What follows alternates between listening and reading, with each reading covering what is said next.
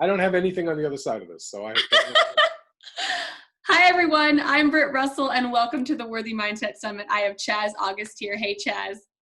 Hi, Britt.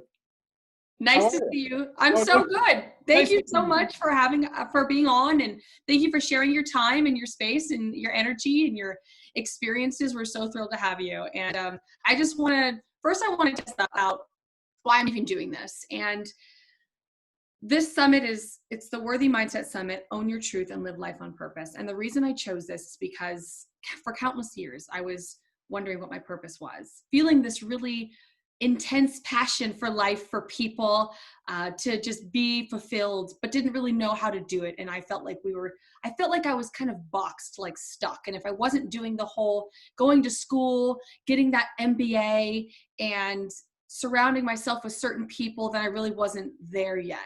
And it was driving me crazy because I also felt this pull towards a different spiritual side, and the people, like I said, around me weren't really going there. So it was really a struggle. And I started to find as I got older that more and more people felt the same exact way. What is my purpose? I have these passions and they don't make money, or, XYZ, fill in the blank. And so it's really been kind of something I've been looking into for several years, just really how to allow people to see, like, you have a purpose, you have a passion, and you have gifts, and it's not as hard to find and see as you might think. So first off, let's just know a little bit about you, and we can just dive into that topic. Terrific. Thank you. First, I want to say it's my pleasure. This is what I do. I teach, I coach, I work with people. So when people ask me, I love it. I love to be able to. And the second thing is, I must admit that I can go on and on a bit. So I'm going to try to not talk too much. Okay. I've been working on being more concise. You So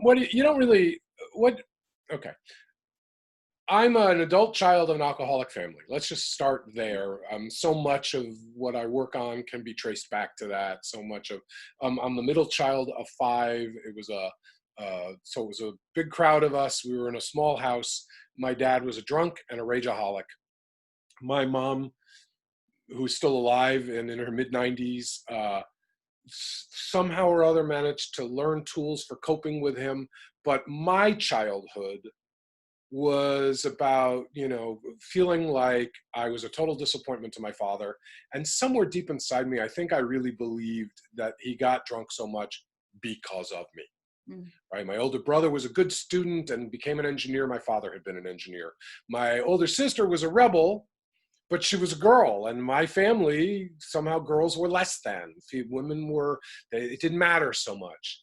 I was sensitive and arty. I was in the school plays. I was the president of the drama club in high school. I was a hippie because I'm old. And so I was an older teen. I was 16 in 1969. So that kind of right. All of my aspirations were about peace and love and, living in a world of flowers and, and my father was a World War II vet, so when I got called up for the draft, and I convinced them I was too crazy to be in the Army. I got a 4F psychiatric, really totally a performance on my part, right? Drama worked for you. but my father, I mean, this was just one more in a long line of disappointments. And I think really, really, I look at this word disappointment. I like this word, disappointment. Like a missed appointment. There's a place where my father and I were meant to meet, and we never could make that appointment. We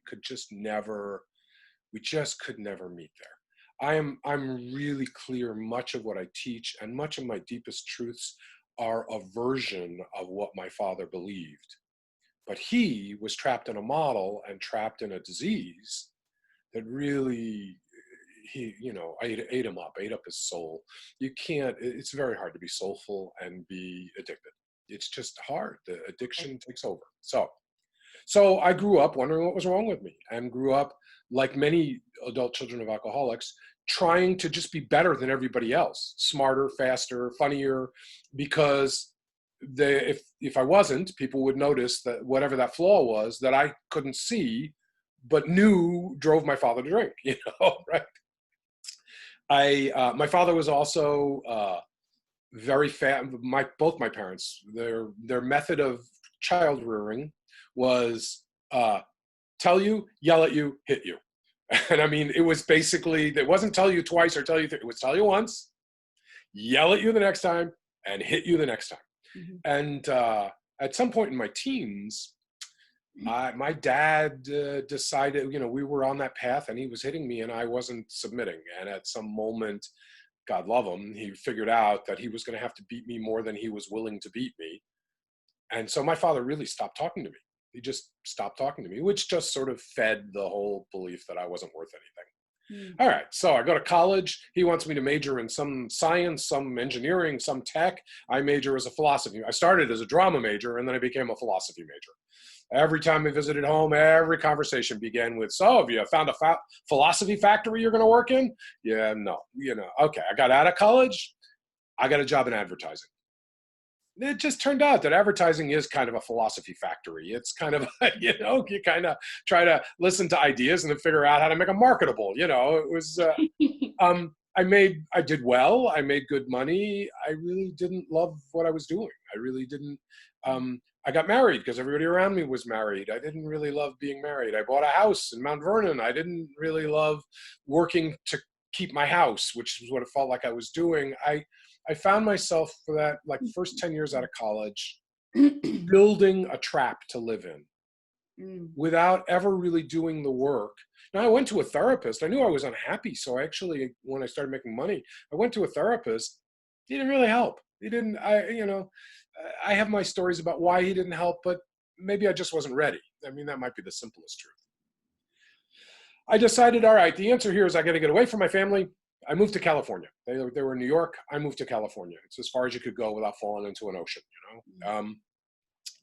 and that was good for a while, actually. It was really good. No, it really was. People say you can't, you won't solve your problem by moving. Yeah, I want to say that there is something about a fresh start. If you take advantage of it, there is something about being somewhere where people don't have a history of you, so you are who you present. Totally. Right? Totally. And it worked for a while, but I wasn't really working on me. Right? It works for a while, but it doesn't substitute for going with it. Right? So all of a sudden I'm doing really well in California and I'm not happy. I'm living the life. My marriage broke up and I'm single and I'm dating and I'm making good money. I'm living in a nice place and I'm not happy. So my life's work became figuring out why I'm not happy and what to do about it, and then helping other people. Because once I started to get a handle on mine, I began to see people all around me who were dancing the same dance, who were successful, they were making money, they were in the career they always dreamed of, or they had the dream marriage, and it was all going to hell. It wasn't working. It wasn't feeding them the way they thought it would feed them. And that became my work, to figure it out for me and then to help others figure it out for them. And I want to say, I don't have one answer. There isn't, I think in my mind, there's one mountain, but there's a lot of paths up that mountain. And I know some paths, and some of my coaching clients and in workshops, people like the paths I know. Not everybody, not every path, So that's kind of, I have like credentials and stuff like that, but that's really not. The heart of my work is really my work. And then because I do have all these skills, so this is one of the blessings of being an adult child of an alcoholic. I learned how to be the leader, how to present, how to be a star. And so using those skills in service of healing, of opening our hearts, of learning to love ourselves and then being able to love others. It's actually, I feel very blessed. I feel very privileged at where life has taken me after what felt like a really hard start. Yeah.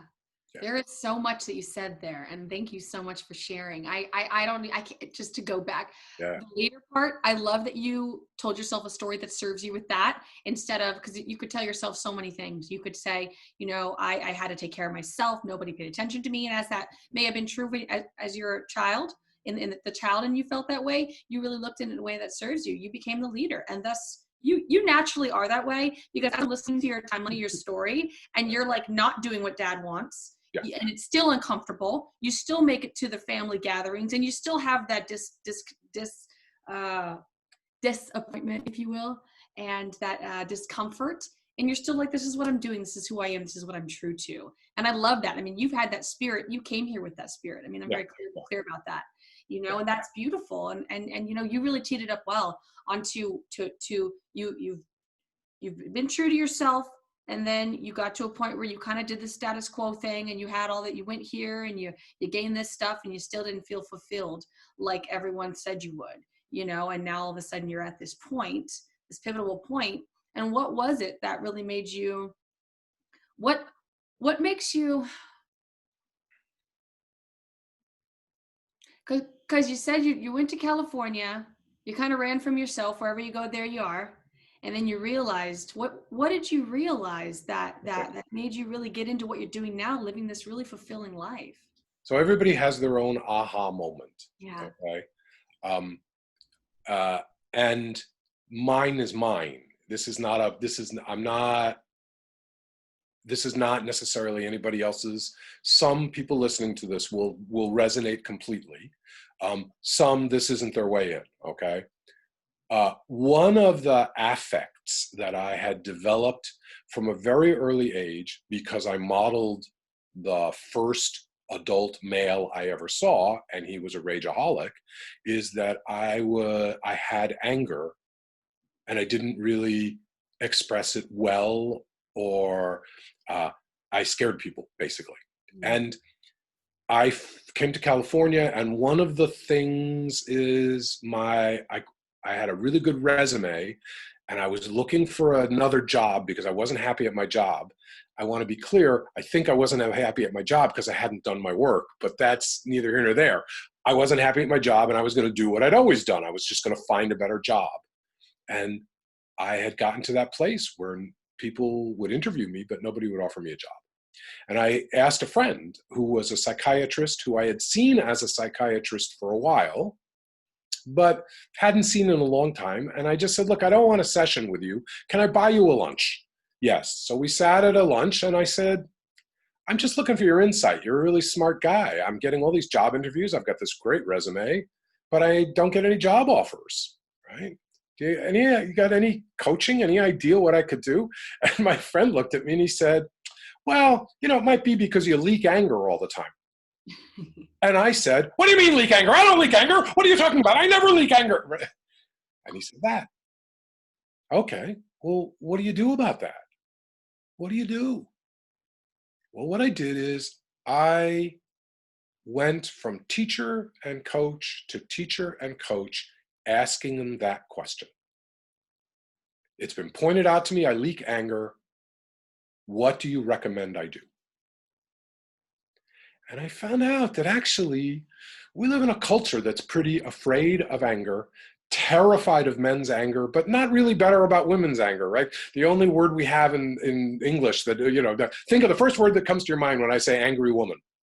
Yeah, that word. That's not a good word. Okay?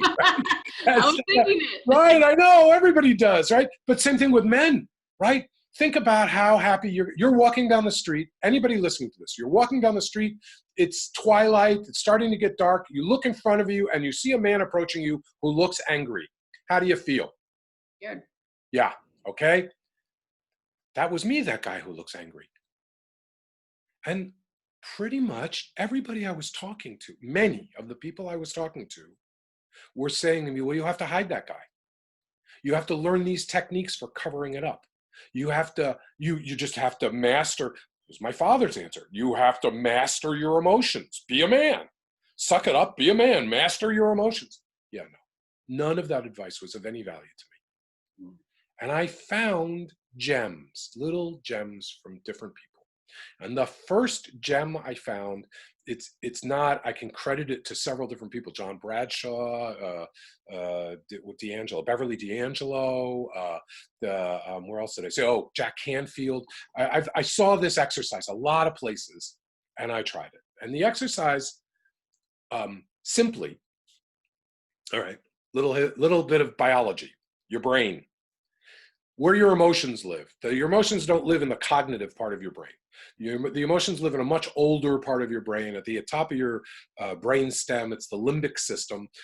It starts with like lizards. Really, they have the proto-limbic system.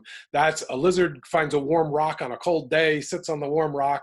All of a sudden, the sun moves, the rock cools off, the lizard moves. Yeah, there's something emotional that's okay or not okay. And we humans still have that lizard brain. We got that snake brain. Okay, not okay. And then we have this frontal cortex thing here, which parses it, which takes it apart and looks at it and finds sections of it. And suddenly not okay is sad, angry, hurt, frightened, ashamed. And okay is peaceful, loving, exhilarated, right? We start parsing it out. And then we pretend as if there's these separate emotions that don't have anything to do with each other. And it's a trap. The way I had to work on my anger was not only first to let myself have my anger, to feel it, to speak it, to name it, and then look what's under it. And so I got in the practice whenever I felt anger of first just saying sentences that began with, I'm angry that. I'm angry that you, I'm angry that I'm angry that we, I'm angry, I'm angry that. And I'd be having a conversation with my ex-wife and she'd say something about the money. And I'm angry that I have to pay her. I'm angry that I married so young and nobody gave me good advice. I'm angry that she doesn't make as much money as I do. I'm angry that in America, she's never going to make as much money as I do. Right? I'm angry. And when I ran out of I'm angry, now just see what happens if I do the same exercise, but I change the word to I'm sad. Well, I'm sad that my marriage didn't work out. And I'm sad that I don't know how to have this relationship with my ex that could be warmer and friendlier. We knew each other since high school. I'm sad that I'm alone. I'm sad that I feel stuck in this loop of anger. I'm okay, get through my sads. Now, why don't you look at what you're frightened of? Frightened. I don't like that word. Well, I'm frightened that I'm never going to handle my anger. I'm frightened that I'm never going to find the love that I want. I'm frightened. Great. Now let's look under the frightened. Hurt. It hurts me that. Well, it hurts me that I do these things and people get afraid and I push away and it hurts me. Okay, under hurt. Shame. If you can't find shame, start with embarrassed. Well, I'm embarrassed that I'm still working on this stuff. I've been working on this stuff since okay. I'm ashamed that I'm still working on this stuff. I'm ashamed that, right? And just start unpacking all these different aspects of not okay. And when I got done unpacking those, then try filling in the sentence, I want, then I need, then I deserve, and then I love. And it was an extraordinary process. Again and again and again, I discovered what should have been really obvious to me, that being trained as a man in America means you put any not okay emotion, you put anger on top of, because all the rest are ridiculed. You're playing a sports game and somebody kicks you and it hurts. You want to cry and say, ouch, it hurts. But if you cry, they'll all make fun of you. You get up, you say, I'm angry. I'm going to get you on the next play. I'm going to get you. You turn feelings to anger. Anger is like the only acceptable male emotion. Other things make you a girl, sissy, not a man. And we learn it young, and we have to unlearn it. And as I unlearned it, all of a sudden I was finding a path into all parts of me that I had pretty much kind of been moving towards as a 16-year-old hippie, and then had completely let go. As a 16-year-old, I really thought I was going to live in my heart the rest of my life. And then, as a 26-year-old, not so much. As a 30-year-old, not at all. And this helped me find my way back first to unpacking my feelings. And unpacking my feelings for me was a great start on the journey of not having my past predict and create my future. Thank you. How was that for a long answer? Sorry. Well, this is beautiful, and this is helping so many people right now. You just being first that vulnerable and sharing that, and the step by step. I mean, it was very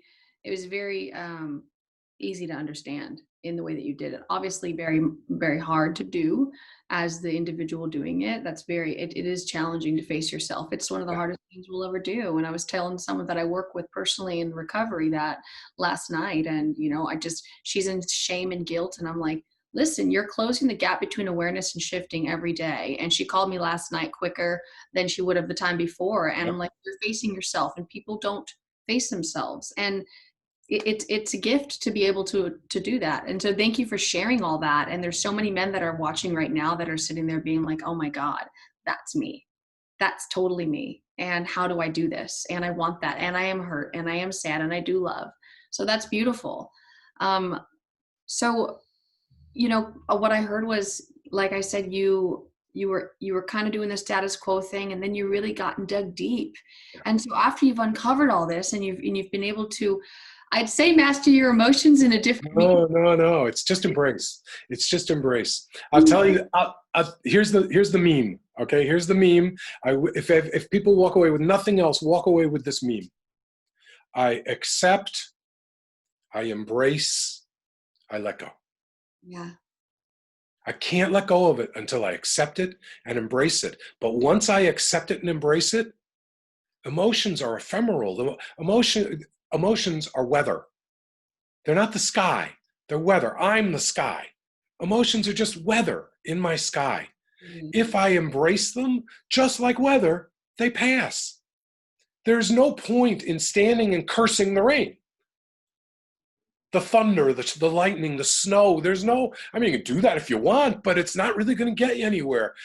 On a snow day, you embrace that it's a snow day. You wear different clothes. You prepare yourself to deal with a snow day, but you know that there'll always be a spring. It was perfect that I said that, because I'm glad that you brought all that up. So this is perfect. Yeah. Well, it's beautiful that you were able to embrace and love your emotions for what they are. And I do that too, especially when I can hear the stories in my head.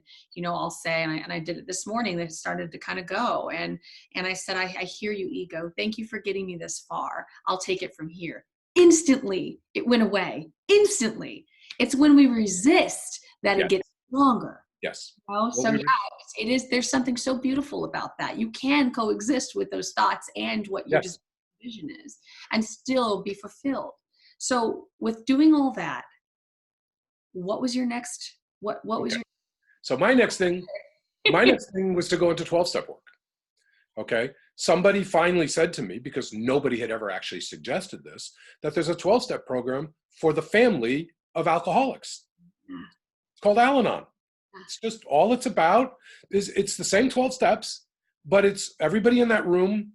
What we're focusing on is what happened to us as a result of being raised by alcoholic parents.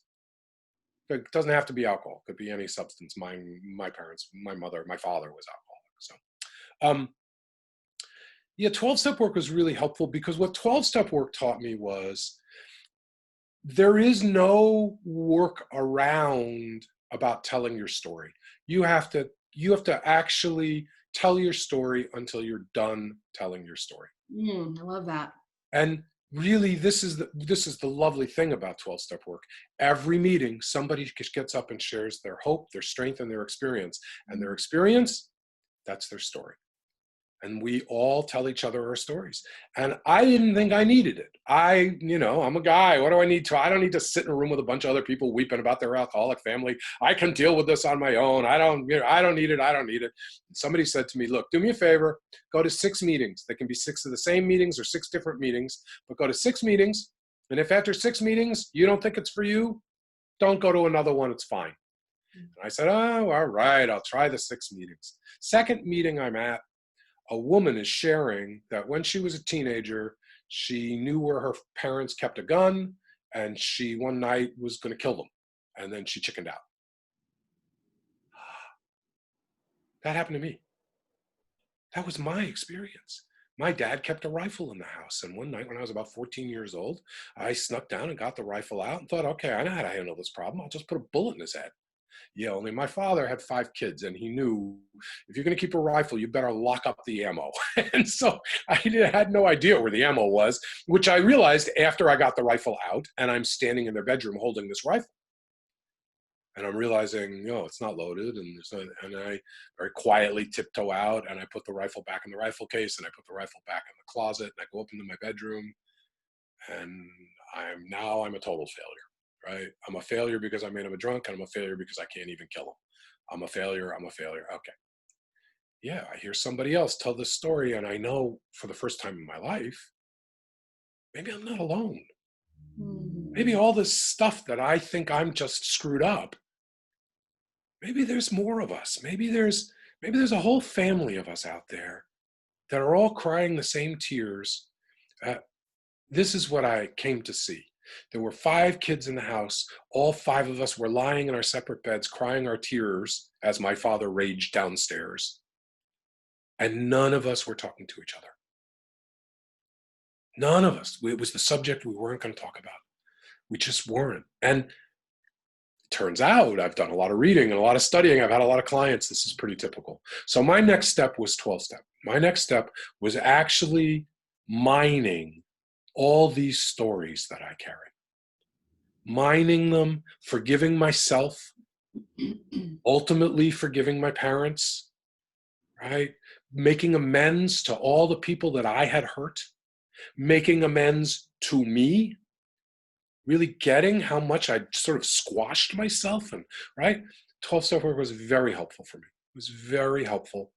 Might not be for everybody. It was really, really good for me. It was sort of that next step. Okay, now I'm unpacking my emotions, and now I'm unearthing my story. I'm unearthing it, and as I unearth it, I'm making a choice about what I'm going to keep and what I can just archive. What can just be a story now? I don't. And it's a funny thing, but when you tell your story aloud, there is a way you begin to have that choice of, wow, this happened to me, rather than this is me. Mm, love that. Right. I, So, that's the best part right there, because and I do 12 step work as well. Thank you for sharing. Thank you for bringing that up. And that's what I constantly remind my people I work with, as well as the person that worked with me. This is, you are not your feelings. You are not your right. experience. It's a part of your life, and you could use your mess and turn it into a message, and then build connection with people, and that's the Yep. what we're doing here, right? Yep. Yep. Okay. So now the next thing for me, now I've got the story. I've got sort of tools to start to talk about my feelings. And it's a funny thing about our brains, but when we can really talk about something, then we can really know it. Until we have a name for it, there's a way, the way humans function is we name the thing. And then once we name the thing, we can work with it. But until we name it, it's a mystery to us, right? So doing the feeling thing helps me start to name it. Telling the story helps me see its source, its origins, helps me forgive me. That leads me to a really interesting piece of work by, what's her name? Byron Katie. Byron Katie is a woman who was depressed for 10 years, went to all the different therapists, tried antidepressants, nothing worked, and ultimately figured out a system for herself to deal with big chunks of her depression. And she calls it the work. And you can just Google this, Byron Katie, the work, and you will, what I'm about to tell you, she freely gives. So I'm not stealing it. She gives this away. Okay. The work is 4 questions. 4 questions.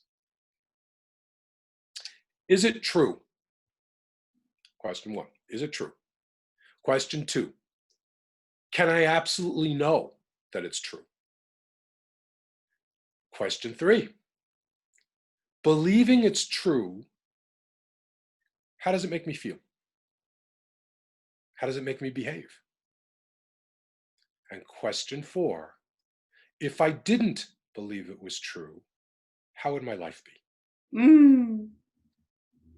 Wow. Okay. So I'm uncovering all of these truths about me.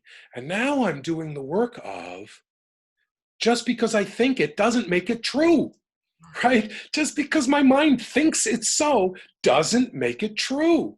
And I begin to see all of these stories I have about me, about the way I'm a failure, about the way I'm disappointing, what I about what I'm supposed to be doing on the planet, about, just stories about money and about women and about life and about, like, all these stories that I carry have some belief attached to them. And when I start to ask myself in a systematic way, is this true? Can I absolutely know it's true? So the big one I mentioned, right? I'm a disappointment to my dad. Was that true? Is that true? Mm. Well, I think it's true. Okay. Question two, can I know it's true? No, I can't know it's true. My dad dead. He passed in 95. He's dead. I can't, there's no way I can know it's true.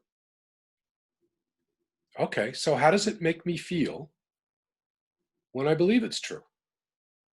I feel like a failure. I feel like a disappointment. I feel like I carry the mark of Cain on me. I feel like, right, I'll never really amount to anything. It's this weight that I carry around with me. So what would my life be like if I just stopped believing it was true? That's a powerful question. That is Totally. a powerful question. So for me, that's kind of the next step in the journey. Now I've got language to talk about my feelings. I've kind of reconnected with my stories, and I'm letting go of the power the stories have over me. And now I'm really examining the truth of the messages, my story, my Be a Man training, my code, my rules. I need to look at every one. I don't need to. I choose to look at every one of them Mm. and sometimes say, no, that's true. No, that one's true. I believe that. Yeah, these other ones, maybe I don't know if that's true. And maybe believing it is hurting me and maybe not. And I don't actually consciously work at not believing something. I open to the possibility that I can't know if it's true. And I take some time to really look at, how would I be? What would my life be like if I didn't carry it around as if it's true? That's enough. There's no work to do, right? There's no, I tell my clients sometimes, I wish I had a giant scissors so I could clip the cords that hold us to these truths that don't. I could do a parentectomy, right? The way your parents ruined you, great. We're just gonna clip that cord, and you go. This is kind of that. This is kind of a surgical device to clip the cord that has us cling to truths that don't serve us. Yeah. Wow. Yeah. Beautiful. That's perfect. You have so much, even watching you, your gifts are so beautiful to me. Like, your ability to really accept for where you're at, to really just, you're so driven and so, determined to really allow yourself to grow. I love that whole, what was it? The man, you just said the man program or the man Yeah, code, the Be a Man training. the man training. I freaking Oh love my God, the Be a Man training. Every guy listening to this, you know the parts of it you like, and you know the parts of it that, like, are soul crushing. that. I mean, I want to say, I am cisgendered, heterosexual, masculine man. I'm not advocating that that is the only way to be, but that's true about me. I'm Mm. a sensitive guy. I'm a really heartfelt guy. I'm a really loving guy, but I'm a guy. Okay.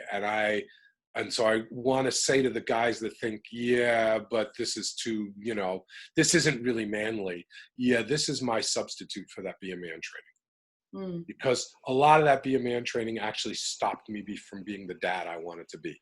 Totally. I had to learn how to be that dad because I didn't have an example of it, right? A lot of that training screwed up my marriages, screwed up my life at work, screwed up my friendships, right? I, I'm a very powerful guy. I Yeah. don't actually need the crap that I don't need the crap that I carried into it. And I want to say that to any of the men that are listening. It's a great opportunity to just step back and go, yeah, so does it really serve me to hold in my feelings, to not have a language about my feelings? Does it really serve me to not need anybody? to be totally independent and, like I don't need anybody or anything? Does it serve me to not go to the doctor when I'm sick? Does it serve me not to seek out a coach or a therapist when I'm stuck in a mental loop that's really not working for me? Does it serve me to never say to another man, I love you, and to never hear from another man, I love you? Does that stuff actually serve you? Right. Right? And my answer to that was no. No, That not only does it not serve me, it's strangling me. It's totally. killing me. I think this is why men biologically die 5 to 10 years or younger than women, I would because say, we wear this friggin' suit of armor and it just wears us down. yeah. And even asking yourself, like the prices that you pay. Like I have to ask myself that all the time. What are the prices that I pay? And what are the rewards that I get? Like Yeah.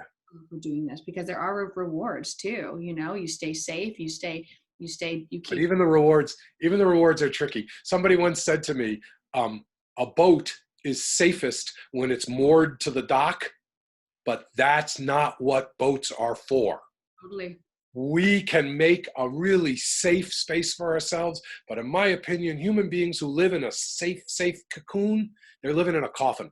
Totally. You And the reward know, isn't necessarily good, but it's a reward for the ego to it play. is a reward, but So, you got to really stop and ask yourself, what does that reward cost you? What do yeah, you do? What does safety?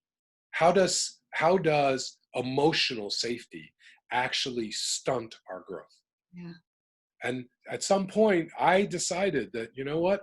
Strong breezes, they make strong trees. Mm.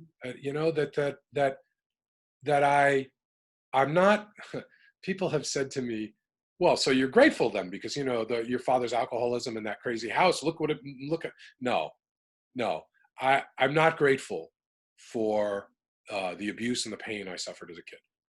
I'm not grateful. I'm never going to be grateful that any child ever suffers abuse or pain or suffering. I'm just saying it didn't have to crush me. Yeah. It made me stronger. There are things I got from it that I'm really, really grateful for. Mm. But I believe there are other ways to make strong children. I Totally. don't believe, like I don't. So I reject the sort of. Sometimes I have friends who say, "Well, you choose your parents." Yeah, I reject that. I reject that. I'm sorry, I didn't choose that hard path. I'm glad what I learned from it, and I'm glad how I've incorporated it and make use of it. But I don't believe spare the rod, spoil the child.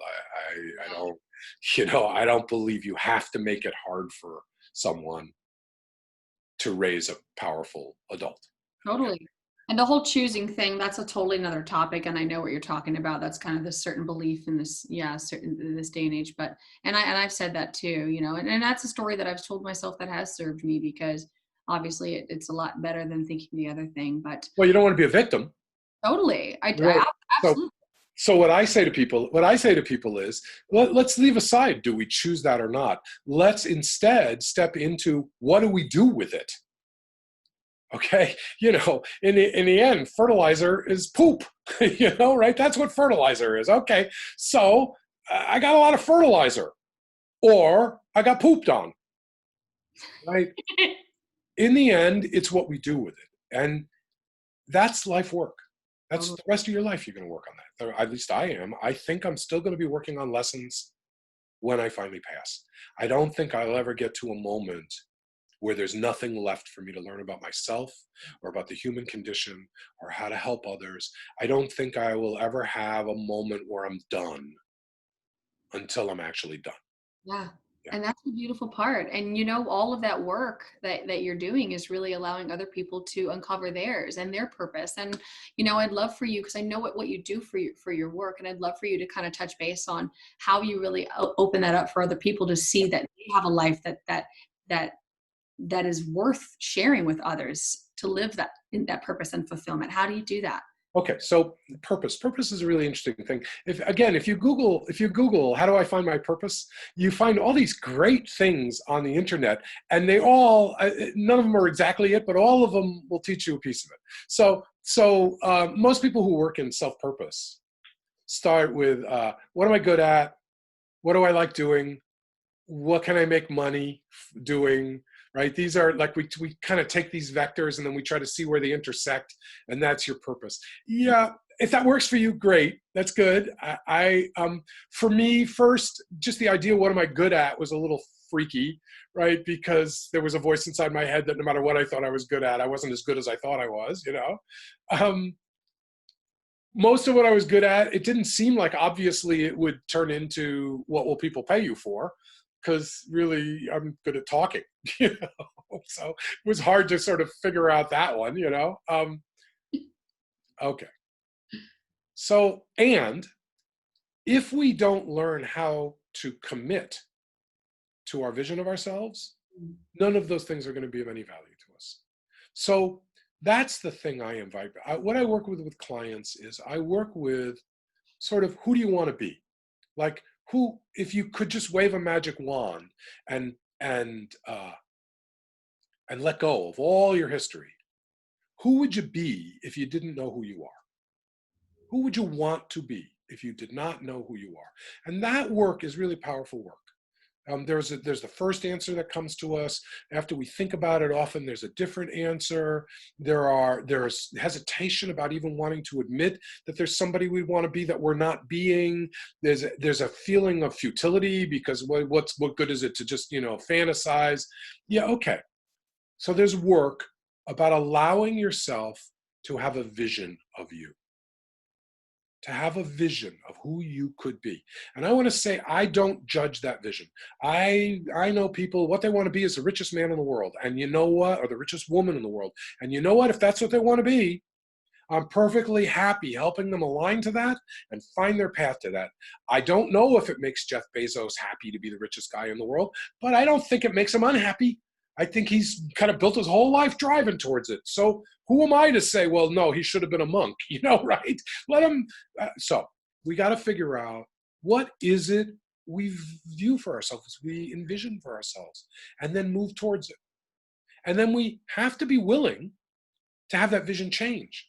Because who I thought I was moving towards when I was 16 isn't who I was moving towards when I'm 26, isn't who I'm moving. I'm 66 now. I'm still got a vision of me that I'm moving towards. It's not the same vision that it was when I was 26. Okay?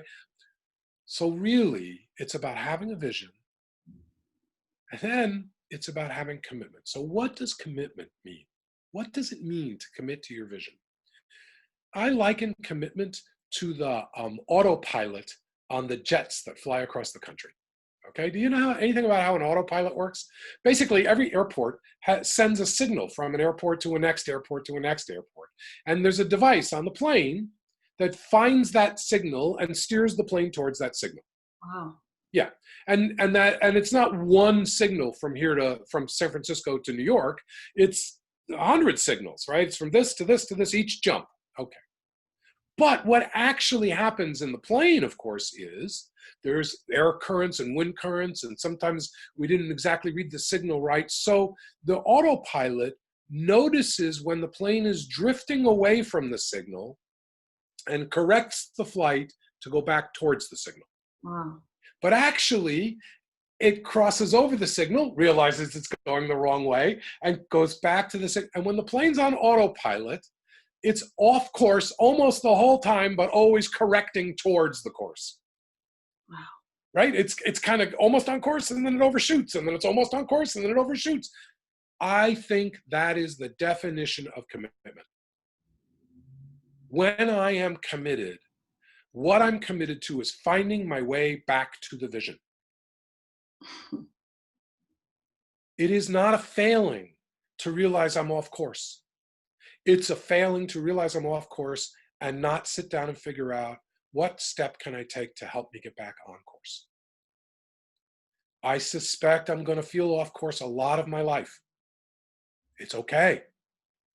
As long as I keep seeing what's out and then correcting and moving towards. So to me, that's really what this is about. It's about having a vision and then having the commitment to keep truing ourselves to the vision.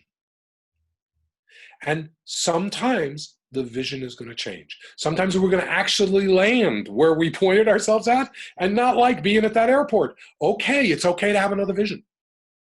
Sometimes we have multiple visions and they don't really fit well with each other.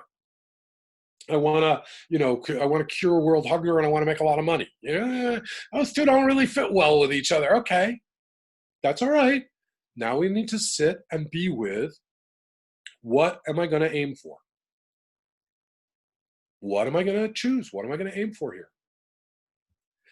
I've never been really driven by money.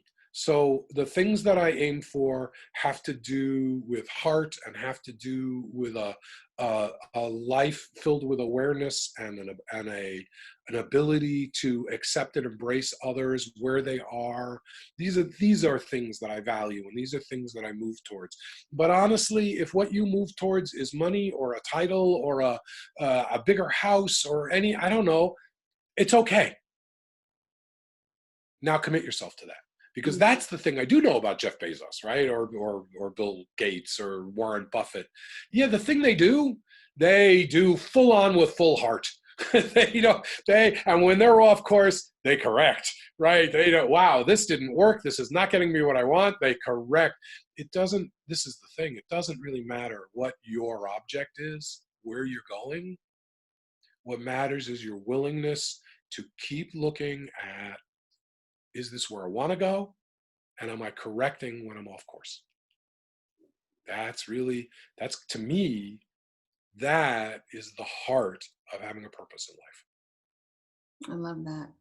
I love that, because it's like you're saying, like what I'm hearing you say is it's not necessarily, the job. It's not necessarily how much you make. It's not, your it's none of that. It's like we've been lied to in a way. Yes. We've been told things that aren't accurate as far as or if they were accurate, we wouldn't feel the way we do. We wouldn't be so confused. We wouldn't feel so uncomfortable and so unaligned. Well, And and no one would ever be a poet, and no one would ever be an yeah, artist, and no one would ever be a musician, and no one would ever be. I mean, think of all the things that people do in the world where really they're not going to get rich. It's just not going to happen. They're not, and they're not necessarily going to make a product that sells to other people. And they're not. I mean, this is the thing. Sometimes a life well lived isn't really about any of the things that make us good corporate citizens. It isn't necessarily any of the things that make us healthy for the national GDP or, right? A life well lived, sometimes we decide, what I have is enough. yeah, I have enough, I do enough, I am enough, I give enough. that right there. I am enough I because am enough.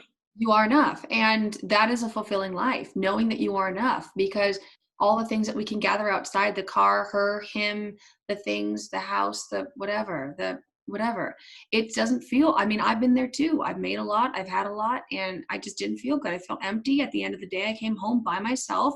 I hung out by myself. I kept the guy I was dating at an arm's length. You know what I mean? Wanted to protect myself. And I feel so fulfilled, like doing this, sharing this message with you, and oh, I make good money, but that's not my purpose. That's not what I'm not driven by that. I'm not driven by money either. And I love that. And kind of give us a little bit about how you feel now in your life internally compared to the way you were. It's I've become an old guy, okay, in some ways. In some ways, I'll always be that 16-year-old.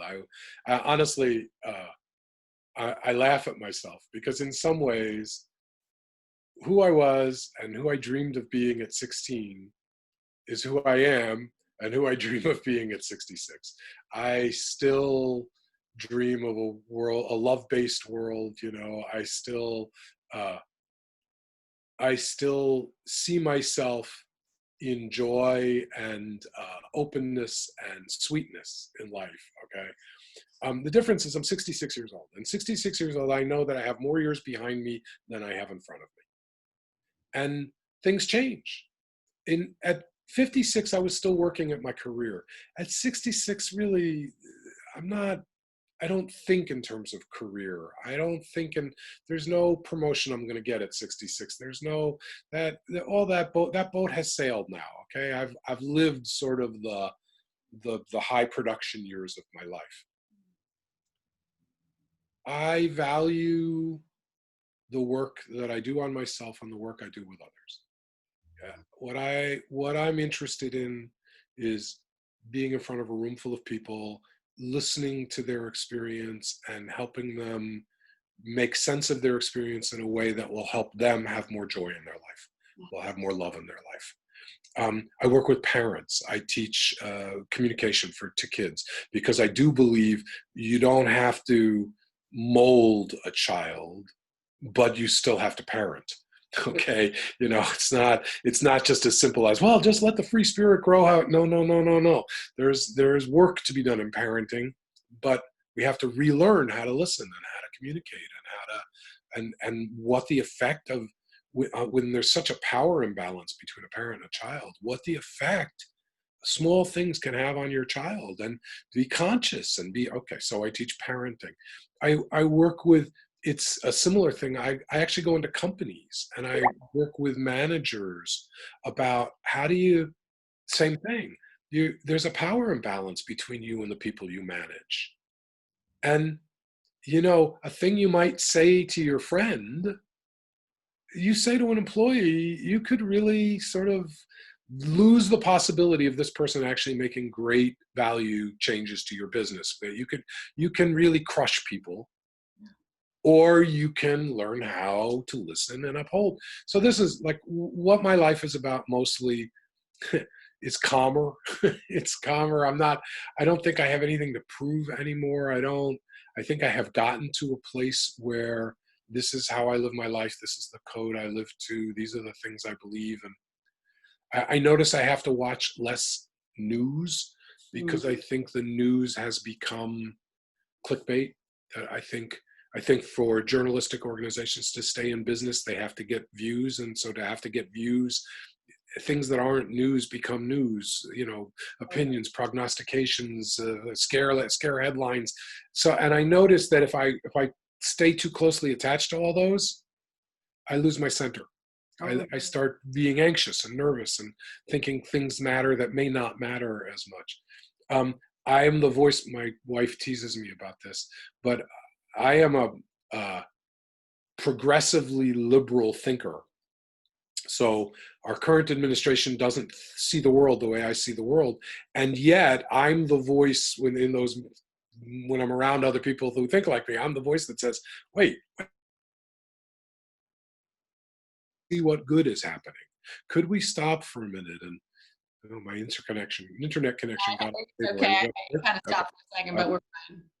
could my could we understand the worldview that isn't ours and still see what's valuable and what to work towards, instead of being in somebody's wrong, somebody's right, and we have to just keep pounding on it until the one who's wrong submits, which Oh, is how I grew up, but I don't believe how the world works or how I want the world to work. mhm. So that's really what my life has become, more filled with love, less interested in dogma, or uh, less interested in fear.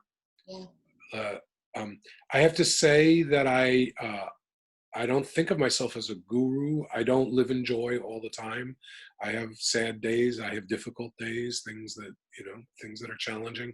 I still use all my tools. I tell this to all my clients. I tell this to every workshop I lead. Um, I'm teaching you the things that I do, right? Not things that I just think are intellectually good.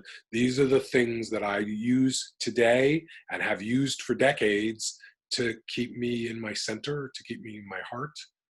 um, I find myself way more open to spirituality than I've ever been. I don't want to get too weird about this. I have a very personal and real relationship with my God, who has a very personal and real relationship with me, and uh, it is stronger than it has been since I was a kid. I had this a little when I was a kid, and then it kind of all went away, and I'm more able to I'm more able to surrender to this idea that there might be some consciousness, some being that's more than me, that and I don't have to understand necessarily how that works. I can surrender and open to. So I love that. yeah. We have a couple minutes, and I just want to say thank you so much for all of your knowledge. I mean, it's been beautiful, and you're so vulnerable. I love the vulnerability in you, and it's so interesting how vulnerability is looked at in our culture, but when it's actually experienced, like I see you as so strong. So it's really interesting. It's very what would you call that? Paradoxical. I had a teacher for 20 years of my life, Stan Dale. He was the founder of the Human Awareness Institute, and Mm, Stan was a friend, a mentor, a teacher, a surrogate dad. Stan was the first. He was a generation older than me. He was the first father figure I ever had in my life uh, that loved me the way that I wished a father would love me. And I was very lucky to have this in my life. It helped me a whole lot. Stan used to say that he thought potency was vulnerability and experience. I love that. Right? To That's really vulnerability is potency, but we need experience. It's not just about uh, surrendering ourselves to the death blow, mm-hmm. but it is about getting the armor out of the way of our heart Yeah, so that we can live in our heart. So, totally. yeah. Well, I know you have a gift for our viewers. We'd love to know what that is. With all the things you've been talking about, I know this is going to be so valuable. Okay, so I have a hidden page on my website, and I'm happy anybody who wants to contact me. I will give you the password to get into the hidden page. I will send you a link and a password. And what the hidden page is, in my anger work, because I think this is a thing that's really accessible for people. One of my students once said to me, "Look, could I just have a quick cheat sheet? What do I do when somebody's being angry with me? What do I do when I'm angry with somebody else? Like, what's the path here so I don't lose my center?" So I created a thing that I call the healing anger checklist. And it's 5 things to do when you're feeling angry and 5 things to do when you're receiving somebody else's anger. And among those 5 things are things that I talked about to you. This idea of unpacking and looking at the feelings that are under the anger. There's a bit about breathing and about really, really getting back into yourself before you respond. There's For me, there's something about movement because I think anger really wants us to go into action, right? So it's just a handy little 1 pager. 5 things you can do when you're angry. 5 things you can do when you feel like you're receiving somebody's anger. And people can, if they'll just reach out to me, or I'll send you if you want the link and the password also. And it's just on my website. It's a hidden page. That's all. Um, and I'm happy for you all to have it. And then, of course, anybody who wants to reach out to me, this is the work I do. So Love it. You're powerful. You're an incredible example and an incredible leader. And I'm so thrilled to have you. And thank you so much for sharing with us. So Chaz and I are signing off, guys, and have an amazing day. yeah, have a great day.